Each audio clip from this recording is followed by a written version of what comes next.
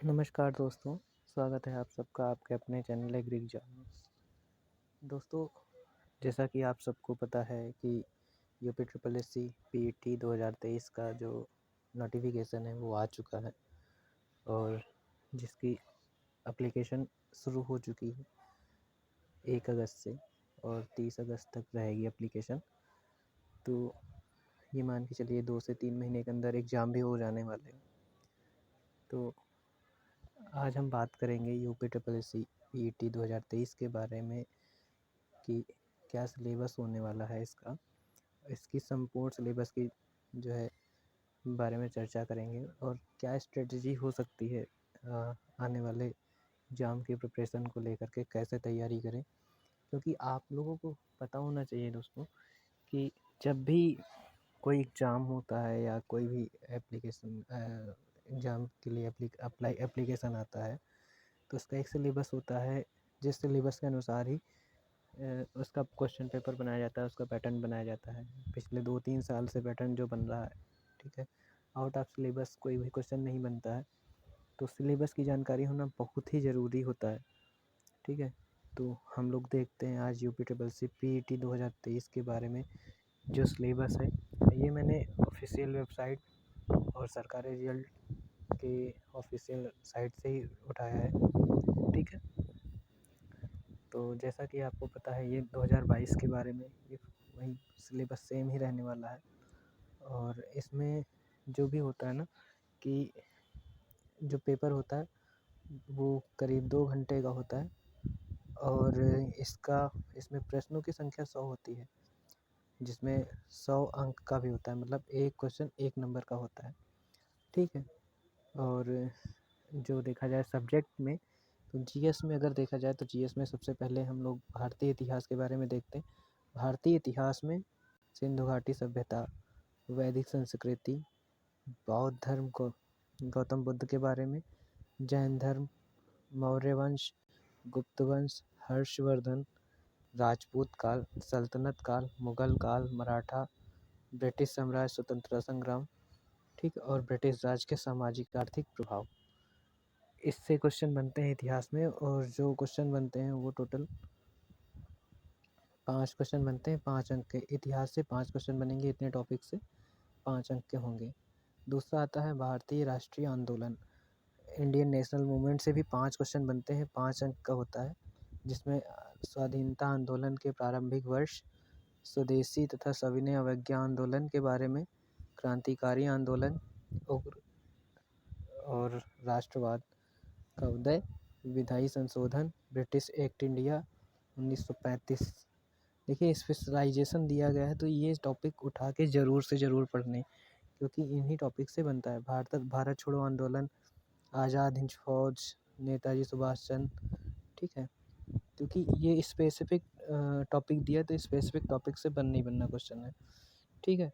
फिर हम ज्योग्राफी के बारे में देखते हैं तो ज्योग्राफी में भी 5 क्वेश्चन पूछे जाते हैं और 5 अंक के होते हैं, ठीक है। ज्योग्राफी में क्या क्या पूछा जाएगा, भारत के भूगोल में भारत विश्व का भौतिक भूगोल, जिसमें नदियाँ, ठीक है, नदी घाटी, भूजल संसाधन, पर्वत, पहाड़ियाँ, हिमनद, मरुस्थल, शुष्क क्षेत्र, वन, खनिज, ठीक है। भारत और विश्व का राजनीतिक भूगोल, जलवायु, मौसम, टाइम जोन और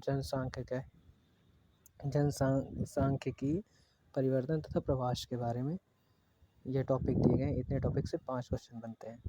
फिर इकोनॉमिक्स के भी 5 क्वेश्चन आएंगे, 5 नंबर के आएंगे और इसमें जो है अर्थव्यवस्था जो 1947 से 1991 तक रही। देखिए स्पेसिफिक बताया गया कि इतने से इतने तक ही पूछा जाएगा, इसके आगे पढ़ने की इस एग्ज़ाम के लिए ज़रूरत नहीं है। योजना आयोग, पंचवर्षीय योजनाएं और योजना आयोग के बारे में, ठीक है। मिश्रित अर्थव्यवस्था, निजी एवं सार्वजनिक क्षेत्र, पीपीटी मॉडल, ठीक है। हरित क्रांति, वाइट क्रांति या ऑपरेशन फ्लड, दूध विकास और बैंकों का राष्ट्रीयकरण एवं सुधार। ये स्पेसिफिक सब्जेक्ट बताया गया है, स्पेसिफिक टॉपिक बताया गया है।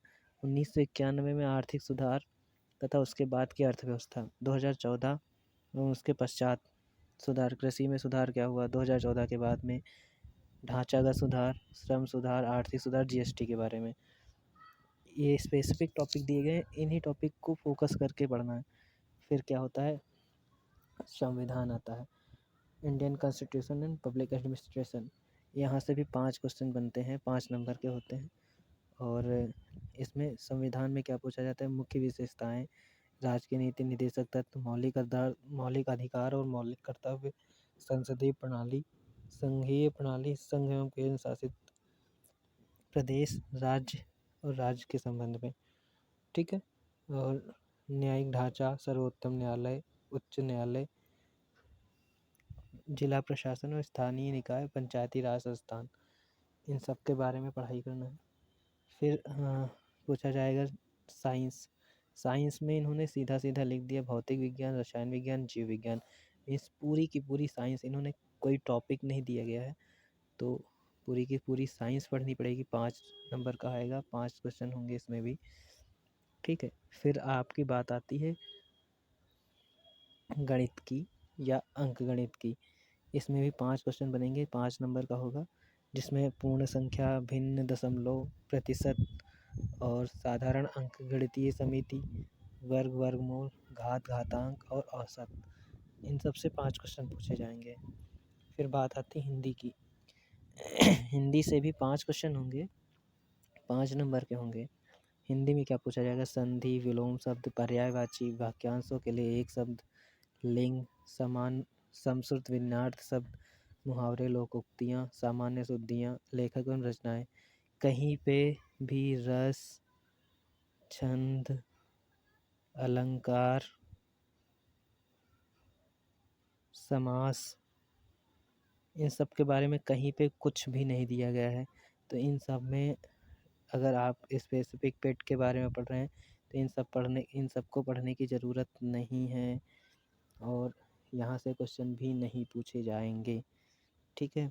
जितना दिया गया है केवल यहीं से क्वेश्चन पूछा जाएगा, तो उसमें ज़्यादा दिमाग लगाने की ज़रूरत नहीं है अगर आप इस एग्ज़ाम को फोकस करते हैं तो।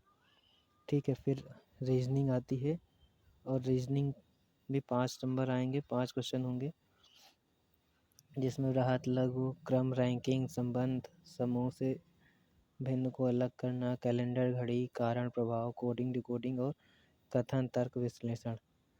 यहाँ से 5 क्वेश्चन होंगे इतने टॉपिक से। फिर आपका आएगा करंट अफेयर्स, सामयिकी। तो ये करंट अफेयर 10 क्वेश्चन होंगे, 10 नंबर का होगा। ये करंट अफेयर आपके एग्जाम के लिए मायने रखेगा, और आपको करीब 3 से 5 महीने के करीब, 3 से 6 महीने के करीब आपको करंट अफेयर रिसेंट का पढ़ना होता है। तो आप अभी से डेली करंट अफेयर पढ़िए, और प्लस जो है 1-2 महीने का और भी पुराना पढ़ लीजिए। बस मैक्सिमम 3 महीने, 6 महीने, और मिनिमम जो है 3 महीने का आता है। ठीक है। तो इसके बाद में क्या होगा, जनरल अवेयरनेस पूछी जाएगी, जिसमें भारत के पड़ोसी राज्य, देश, राजधानी, मुद्रा। ठीक है। राज्य, केंद्र शासित प्रदेश, संसद, राज्यसभा, लोकसभा, विधानसभा, विधान परिषद, राष्ट्रीय अंतर्राष्ट्रीय दिवस, संगठन, मुख्यालय, पर्यटन स्थल, कला संस्कृति, विश्व एवं भारत के खेल, अनुसंधान संगठन, प्रसिद्ध पुस्तकें, लेखक और पुरस्कार विजेता। ठीक है। और जलवायु परिवर्तन। ठीक है।